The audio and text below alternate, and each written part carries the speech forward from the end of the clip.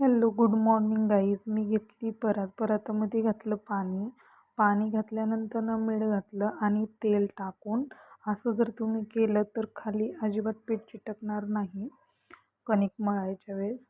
त्याच्यानंतर चपात्या पटपट उरकून घेतल्या, कणिकेचा गोळा मळाला. गोळा मळाल्यानंतर भाजी वगैरे टाकली आणि चपात्या पटपट करून घेतल्या.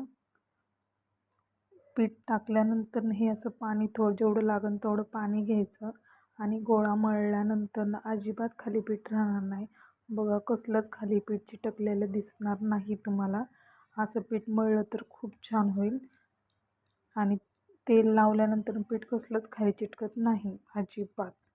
त्याच्यानंतर मी पटपट गोळा वगैरे करून घेतला आणि 5 चपाती, ह्या कणकेचे 6 ते 7 चपात्या होत्या. 2 माणसं किंवा 3 माणसं खाऊ शकतात आणि पटपट करून घेतले चपाती. चिव झोपली होती तोपर्यंत सगळं काम आटपून घेतलं. बघा किती मऊ दिसते पीठ तुम्हाला.